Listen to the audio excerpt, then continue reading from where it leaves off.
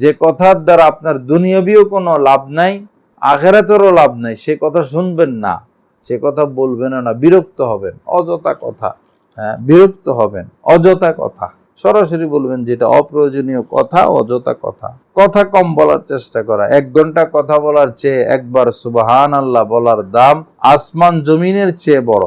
1 ঘন্টা গল্প করলেন, আর 1 ঘন্টা গল্প না কইরা একবার বললেন সাল্লাল্লাহু আলাইহি সাল্লাম বা লা ইলাহা ইল্লাল্লাহ, তো ওই 1 ঘন্টা কথার চেয়ে একবার লা ইলাহা ইল্লাল্লাহ বলার দাম বেশি।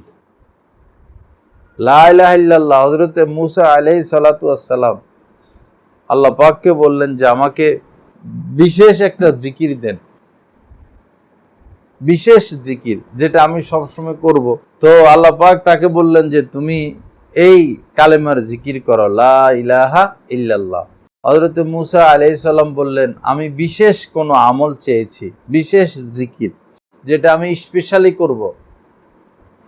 তখন আল্লাহ পাক বললেন যে এই লা ইলাহা ইল্লাল্লাহ, এই কালেমার এত দাম, এত মূল্য, এত মর্যাদা যে সারা পৃথিবীকে যদি এক পাল্লায় রাখা হয় আর এই কালেমাকে যদি আরেক পাল্লায় রাখা হয়, তো এই কালেমার দাম বেশি, এই কালেমার মর্যাদা বেশি, সম্মান বেশি।